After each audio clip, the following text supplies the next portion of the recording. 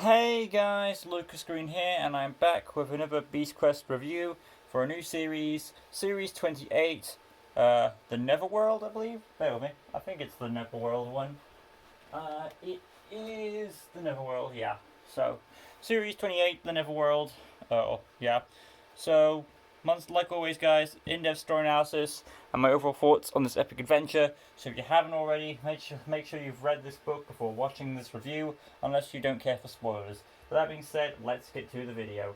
Our heroes were spectating a competition as they were selecting a warrior to take up the mantle of master slash mistress of the beasts for Tangala. The fight was about to get underway until an unexpected earthquake hit. An unexpected earthquake came by and hit them. Tom tried to save the young warriors. He was too late and they got sent through a portal. They received a message from Malvel that he was back and he wanted the purple jewel from Tom's belt in exchange for these four warriors. Tom refused to give the jewel. He attempted to grab his bird henchman, but the bird flew off, and they stole a feather, and they could use it to teleport them, use its teleporting power to get to the Netherworld, where the captured warriors were. They entered with they entered with a not so trustworthy map called Zarlo, which you'll find out later on in the story. They enter the Netherworld, hearing a voice. Turns out it was the map, like I said, Zarlo. Yes, the map can talk like Dora the Explorer. The map explains that he was Zarlo, trapped in this form. He's also a dick, stalling our heroes with riddles and puzzling questions. After a bit of bitching, Eleanor is captured by the bird creatures. Tom rescues Eleanor, they carry on, find Nolan, and try to free him from a skull, which is a trap and reveals the first beast. Ossiron reveals, which is the beast. Ossiron revealed that he can breathe his air, which becomes this mist ability. So his breath can create thick mist, which causes coughing and horrible stench to throw the enemies off guard. The mist faded, and Nolan hit Ossiron with Tom attempting to rescue. Because of all the characters, Nolan, the half-blind guy, was able to hit a siren in the mist. So now Siren could be going for him for revenge. Tom tries to rescue him, but our heroes noticed that a siren and Nolan were gone. They split up. Tom found Nolan. He sent him home to Rotu and headed to Eleanor to deal with the Fleshless killer. Our heroes thought of a plan to lure Siren off a cliff, but they needed bait to lure him to. Tom needed bait to lure him to them. They asked Zarlo to start to sing a song. He did. The beasts came. Ossiron came. They dodged. He fell. Took Tom with him and survived the fall. Now planning to kill our hero. Eleanor distracted Ossiron, allowing Tom to chop off the beast's skull, making his body collapse and allowing Ossiron to rest.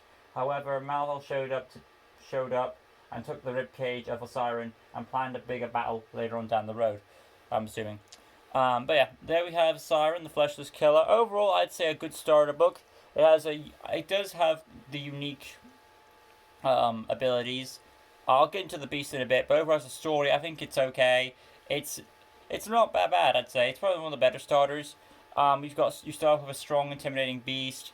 The story is kind of like a mix of stuff we've seen before, like Series 18 with the Trial of Heroes, or a bunch of warriors. Only it doesn't involve beasts at first. The whole trial is just them fighting each other, and then like the one who I think it's either them fighting each other or it was them fighting like the Tangalian guards or something, to see who will be the best, and then they judge.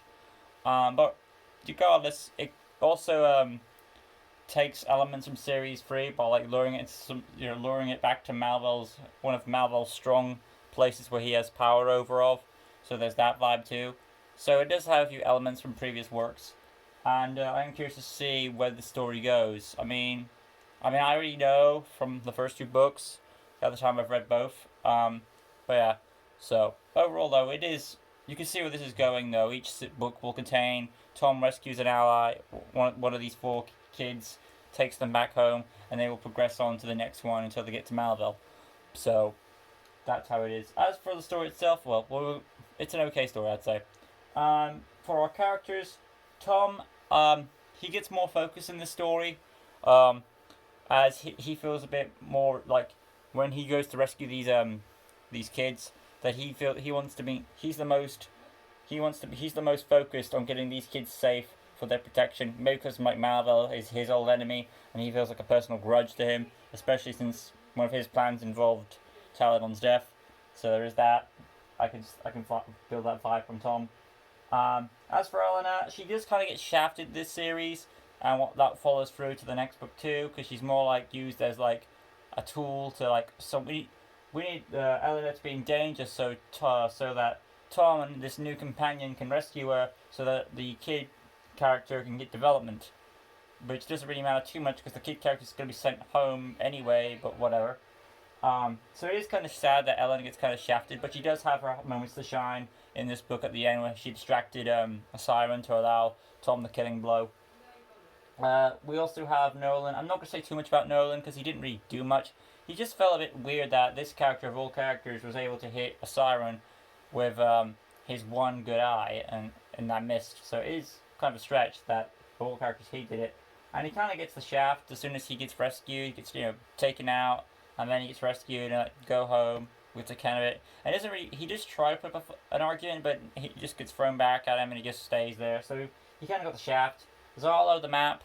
Now he's going to get more development through the series as we go, but he is kind of a dick. He's supposed to be the comic relief, I guess, of the series, which is nice to see that we're getting more comedic elements. Because Beast Quest is a bit more known for its seriousness on some series, and it rarely ever shows comical nature to this degree. Because I wasn't expecting a talking map. But yeah, Zorlo is kind of a dick in the story, just like telling our heroes information at just the right moment when something bad happens, or like after it happens. So kind of a dick character, but he serves his purpose of getting our heroes to one situation to another, even if it leads into a bad one. Malville, he's just here to set up the plot, really.